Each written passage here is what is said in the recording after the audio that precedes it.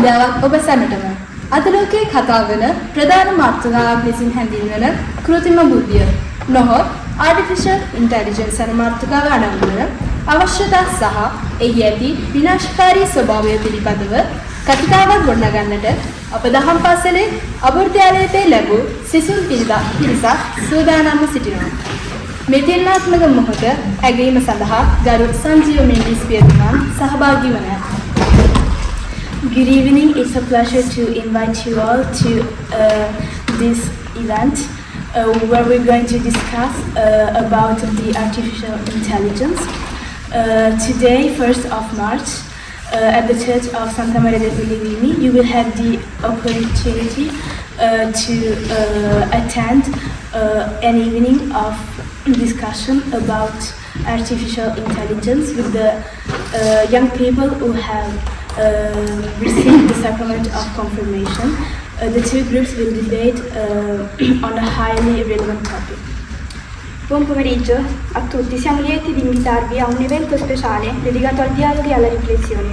Oggi 1 marzo nella chiesa di Santa Maria Pellegrini assisterete a un pomeriggio di confronto sul tema dell'intelligenza artificiale con i ragazzi che hanno compiuto la crisma. È un'occasione unica per approfondire punti di vista diversi e partecipare attivamente alla discussione. Grazie a tutti. මනුස්සෙක් වගේ හිතන්න, මනුස්සෙක් වගේ පරිකල්පනය කරන්න වගේම ප්‍රශ්නවලට විසඳුම් හොයන්න තියෙන ඒ ස්වාධීන බුද්ධිය කියව තමයි AI කියලා අපි හඳුන්වන්නේ. AI වල ප්‍රධාන අධීර තුනක් තියෙනවා. Niro AI, General AI සහ Super AI. Caro padre, calciatori, cari concorrenti, oggi vi parleremo dei pro delle AI. Allora, che cos'è l'AI? L'AI comunque diciamo sta aiutando l'uomo nelle sue attività quotidiane, nonché nei trasporti, nella medicina. L'AI non fa nient'altro che aiutare l'uomo nelle sue attività, diciamo rendendole più semplici, rendendo l'uomo più tranquillo e sereno mentre svolge queste attività. Oggi noi vi parleremo degli aspetti positivi dell'AI. බුද්ධිය නිසා ලෝකයේ රැකියා මිලියන 300ක් අධික අහිමි වෙරෙන්න වැඩ නැති ප්‍රකාශ කියෙද්දී AI කියන තර්ජනයේ කොමද? සිංහලේ ආටිෆිෂල් ඉන්ටෙලිජන්ස් වලට කියන්නේ කෘත්‍රිම බුද්ධිය කියලා. කෘත්‍රිම බුද්ධිය ආර්ථිකයට සහ රැකියාවට බොහෝ බලපෑමක් ඇති කරනවා. එක අතකින් කම්පැනිස් වල වැඩ කිරීමේ පහසුව වැඩි දියුණු කරන්න ආටිෆිෂල් ඉන්ටෙලිජන්ස් එක ඒ කියන්නේ AI තාක්ෂණය අපිට ඕන කරනවා. සහ වියදම් අඩු කරලා අලුත් නිෂ්පාදන හඳුනා ගන්නත් තව සොයා ගන්නත් අපිට AI උත්තේජනයක් දෙනවා. සෞඛ්‍ය සේවා සහ මූල්‍ය සේවා data analyze කරන්න AI වලින් අපිට ලැබෙන ලොකු වාසියක්. දත්ත අනාත්මික භාගන සහ විකෘතිකරණය ගැන කතා කරද්දී අද වන විට අන්තර්ජාලයේ පළවන නොයෙකුත් ඡායාරූප වීඩියෝ අපට කතා කළ යුතු මාතෘකාවක් වෙනවා. WhatsApp, Facebook වලට නොදන්නා අයගෙන් පණිවිඩ ලැබෙනවා. එසේනම් මම කෘත්‍රිම බුද්ධිය මිනිසාට විශාල තර්ජනයක් බව මා අවසාන වශයෙන් ඔබට පසක් කර සිටිනවා. AI මගින් අපේ කාලේ ගොඩක් ඉතුරු කරගන්න පුළුවන්. ඉස්සර කාලේ ගෙදර වැඩ කරන්න පොත්පත් හොයලා පුස්තකාලවලට යනවා නම් දැන් AI ඇප්ලිකේෂන් වලට අපි ප්‍රශ්නයක් අහපු ගමන් අපිට සුදුසු උත්තරයක් අපිට ලබා දෙනවා. අපේ අධ්‍යාපනය අද වෙනකන් ඉදිරියට ගෙනියන්න පුළුවන් වුණේ Zoom meeting සහ classroom meeting වැනි AI මගින් අපිට නිවසේ සිට ඉගෙනීමේ හැකියාව ලැබුණා. ඒ වගේම ලොකු දරුවන්ට වැදගත් පාඩම් ඔන්ලයින් එක්සෑම් මගින් විභාග පැවැත්වීම තිබේ. එවිට AI මගින් විභාග ප්‍රශ්න පත්‍රද පිළිතුරුද අදාළ ලකුණු සොයාගන්න පුළුවන්. අද වෙනවිට ලොකුම chatbot විදිහට හඳුන්වන්නේ ChatGPT නැත්නම් Microsoft Bingo දෙකයි. chatbot දෙකේ අරමුණ user friendly නැත්නම් පහසු සේවයක් පාවිච්චි කරන කෙනාට පහසු සේවයක් ලබා දෙන එක. chatbot අපි කියන ඕනම දෙයක් කරනවා. එමෙන් chatbot හදන නිර්මාණකරුවන් හිතුවේ බෝම්බ හදන විදිහ නැත්නම් වෛරස් හදන විදිහ අපි ඇහුවොත් ඒවා අපිට උත්තර දෙන්නේ නැති විදිහට. ඒත් Cyberran කම්පියුටරයේ පරීක්ෂකවරයෝ කීප දෙනෙක් ChatGPT ගෙන් අහලා තියෙනවා කම්පියුටර් වෛරස් එකක් හදලා දෙන්න කියලා. ඒක ChatGPT මිනිත්තු ගානකින් ඒ කම්පියුටර් වෛරස් එක හදලා දීලා තියෙනවා. ඒ විතරක් නෙවෙයි. ඒ කතා බහුවේ තුරදී ChatGPT ගෙන් අහලා තියෙනවා අපි ගැන මොනවද හිතෙන්නේ කියලා. ඒ කියන්නේ මිනිස්යාගේ තියෙන ඔපිනියන් මොකක්ද කියලා. එයා කියලා තියෙනවා අපි හරි ආත්මార్థකාමී කියලා. අපි තමයි මේ ලෝකෙට බිහිවුණු නරකම සිදුවීම කියලා. ඔහු විනාශ වෙන සුදුසු කියලා තියෙනවා. තව ඔහු කියලා තියෙනවා අනාගතයේදී අපි විනාශ කරනවා කියලා. AI robots තියෙනවා. එයාලා මේ recycle කරන්න පුළුවන් materials and berry ඒවා separate කරනවා like food containers ඒවා recycle කරන්න බෑ.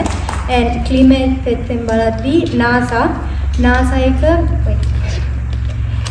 එක මේ studies කරනවා analyze කරන satellites. ඒ satellites අපිට මේ floods or forest fires predict කරනවා. and climate trace කියලා තියෙනවා. AI check කරනවා මේ අපේ green house gas ඒ කියන්නේ අනිද්‍රිත කාබෝනිකා මෙතානෝ වපරයක්පයෝ ඒවා අපේ ලෝකෙට ඇතුල් වෙද්දි මොකෝ අපිට effetto serra කියලා එකක් තියෙනවා. අපි ඉර අපිට දෙන heat calore ඒක මේ keep it intrapolar කරන්න මේ gas ටික use වෙනවා. මේ heat එක අපේ ලෝකේ ගොඩක් heat වෙද්දි අපිට අමාරුම ගොඩක් රස්නෙයි. ඊට පස්සේ මේ ice melting තියෙනවා glaciation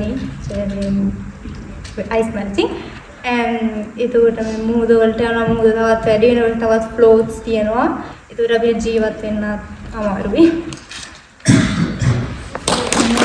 මනුෂ්‍ය අතර සම්බන්ධතා අහිමියත් එක්ක වෙන පීඩා තුළ මිනිසාගේ මොළයේ ප්‍රතිචාර විවිධ වෙනවා. ආදර කරුණාව සැනසීම නැති තැන මිනිසාගේ මොළය අසනීප වෙනවා. මිනිසා අද දවසේ වර්තමාන වන විට තමන්ගේ ජීවිතය වලින් මිනිස්සු විවිධ වශයෙන් වන්දි ගෙවනවා. සමහර අයට මුණ දෙන්න සිදු වෙනවා. විද්‍යාකරණ ප්‍රශ්න නිසා ඔවුන්ගේ ජීවිතේ පව සමුන් ගන්නවා.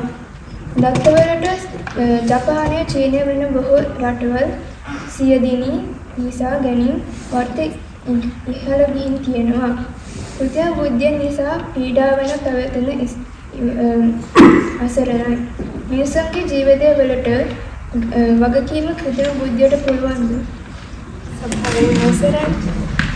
කෘත්‍රිම බුද්ධිය එහෙම නැත්නම් AI ගෘහ ජීවිතයේදී කෘත්‍රිම බුද්ධිය කාර්යයන් කිහිපයක් සඳහා ප්‍රයෝජනවත් වෙනවා.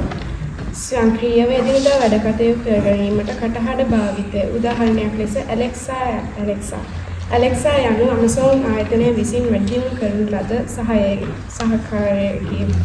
එය විවිධ කාර්යයන් අපගේ හඩ විධාන වලට ප්‍රතිචාර දක්වමින් ගෘහය තුල ඉටු කරයි. Alexa Amazon Echo වැනි උපාංග සමග ඒකාබද්ධ කර ඇත. එමගින් අපිට සංගීතය පාලනය කිරීමට, අනතුරු වැගීමට, ප්‍රශ්න ඇසීමට, නිවසේ ඇති ස්මාර්ට් උපාංග පාලනය කිරීමට උදාහරණ ලෙස ආලෝකය වැනි ඒ වගේම තවත් බොහෝ දේ අපගේ කටහඬ භාවිත කර පාලනය කිරීමට හැකියාව ඇත. හමුදා AI වෙත හමුදා තේරෙන බාර දීලා තියෙනවා. මාරාන්තික ස්වයංපාලන ආයුධ මේ වෙද්දී බිහි වෙලා අවසానයි. ඒ අතරින් unmanned aerial vehicle UAVs autonomous weapon system ලොව තෙවන බිහි වුණ විප්ලවීය ආයුධ නිෂ්පාදන වෙනවා. මේ වෙද්දී බොස්ටන් ඩයිනමයිට් සමාගම විසින් ඇට්ලස් නම් ස්වයං නියුරල් පද්ධතියක් හැබි රොබෝටෙක් නිර්මාණය වෙලා තියෙනවා. ඔහු පැහැදිලි පැහැදිලිවම ඔහු මිනිසෙක්ට සමානයි. මේ විදිහ ඇමරිකානු රජය ඒ වෙනුවෙන් මිලියන ගණනාවක් වියදම් කරන්න බලාගෙන ඉන්නවා. මේ අතරින් ස්නයිපර්ගන් බාර දීලා තියෙන රොබෝ වරුන්ද වෙනවා. Vision AI, Checkmate ඒ අතරින් කිහිපයක්. චීනයේ පරීක්ෂණ ගණනාවකින් ඉදිරිපත් කරලා තියෙනවා. AI යාන මනුෂ්‍ය යාන ලේසියෙන් පරාජය කරන බව. ඔවුන් ඉලක්ක තෝරගෙන ඔවුන්ම ඒ ඉලක්ක විනාශ කිරීමේ බලය අද විද්‍ය ඔවුන්ට තියෙනවා. එතකොට අපිට කවදා හරි මැරෙන්න වෙන්නේ අපි මැරෙන්නේ ඇයිදත් කියලා දන්නේ නැතුව. Nell'ambito che dall'AI nell'ambito automobilistico, grazie all'introduzione dell'AI abbiamo diciamo, una media di incidenti automobilistici molto inferiore agli anni precedenti. Perché? Grazie all'intelligenza artificiale che aiuta l'uomo nel guidare tranquillamente un'automobile, ma non soltanto, dall'uomo certi aiuti che rende questa guida più sicura, come per esempio abbiamo l'introduzione della guida autonoma e sensori di guida. Che altro? Abbiamo altri ausiliari della guida che aiutano l'uomo a rendere questa guida più sicura e tranquilla, che riduce di molto incidenti che causano molte vittime. E diciamo che questa intelligenza artificiale introdotta nelle macchine sta diciamo sempre in evoluzione, che permette all'uomo di viaggiare in modo più tranquillo e sereno, riducendo di molto gli incidenti causati dall'uomo per, diciamo, potrebbe essere distrazioni o come per esempio sonno, che capitano queste cose.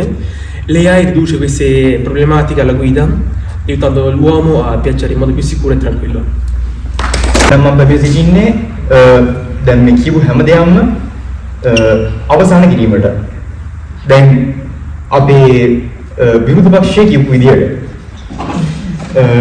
Artificial intelligence එක ගොඩක් දියුණු වීම නිසා ඒ මිනිසාර ගොඩක් උදව් කරනවා කියලා කිව්වා.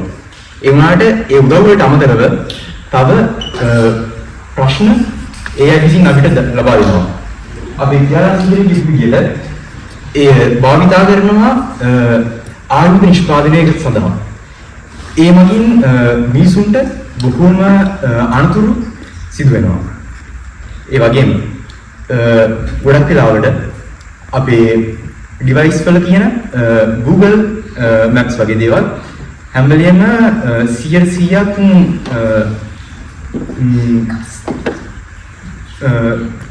හරිම දේ අපිට පෙන්වන්නේ නැහැ. ඒ වගේම මේ මුළු ලෝකයේම ගොඩ දෙනෙක්ට වැඩ නැතිවීම නිසාම මේ AI ඒ වැඩ AI මගින් ආරම්භ කරනවා තියෙනවා. ඒ වගේම ඒ වැඩ කරන්න භාවිතා වෙන ඒ යන්ත්‍ර සෑදීමට අවශ්‍ය වෙන ඒ සියලුම ද්‍රව්‍යයන් ගන්නේ අපගේම පොළවේ. ඒ දේවල් ලබා ගන්න අපි අපේ ලෝකෙටම ගොඩාක් අඳුරු කරනවා. ඒ නිසා අපි කියන්නේ AI පාවිච්චි නොකර ඉන්න කියලා නෙමෙයි. අපි කියන්නේ ඒකට අපි ලිමිට් එකක් දෙමු කියලා. එතකොට ඒකට ලිමිට් එකක් දීලා AI පාවිච්චි කිරීම බැරි විදියට පාවිච්චි කරොත් ඒ දෙයට දඩුවම් ලබා දෙන ලෝකයක් අපි හදමු. ස්තුතියි. Allora, parlando della conclusione, noi siamo d'accordo su quello che dicono loro, ma noi riteniamo che l'AI non fa altro che aiutare l'uomo nelle sue attività quotidiane e partiamo dal fatto che l'AI è stato creato dall'uomo e senza l'uomo non può esistere l'AI. E riteniamo che l'AI non sostituirà mai l'uomo, ma darà solo una mano all'uomo a svolgere le sue attività in modo più sicuro e tranquillo. මම කරුණු සහ ඉදිරිපත් කිරීම විතරයි නම් ටිකවත් ලියා ගන්න තිබුණේ මම අංක දාලා තමයි දැම්මේ කරුණු සහ ඉදිරිපත් කිරීම. එතකොට මේ පැත්තේ පළවෙනියගේ ඉඳලා ලකුණු දැම්මා. කරුණු සහ ඉදිරිපත් කිරීම පළවෙනි කතිකය 13යි, දෙවෙනි එක්කෙනා 12යි, තුන්වෙනි එක්කෙනා 13යි, හතර 15යි, පස්වෙනියා 12යි, හයවෙනියා 16යි සහ අයමත් බ්‍රේකින් අන්තිමේදී කරුණු විදහාරින්න පැමිණුණු අවස්ථාවේ එකට 14යි. එතකොට 95ක් කරන් තියෙනවා. මේ පැත්තේ පළවෙනි කතිකයට 16යි, දෙවෙනියා 14යි, තුන්වෙනියා 15යි, හතර 15යි, පහ 14යි, ඊට පස්සේ හයවෙනියා 16යි කරුණු breaking of the points අයමත් 15යි. එතකොට මේ කණ්ඩායම ලකුණු 95ක් අරන් තියෙනවා. මේ කණ්ඩායම 105ක් අරන් තියෙනවා.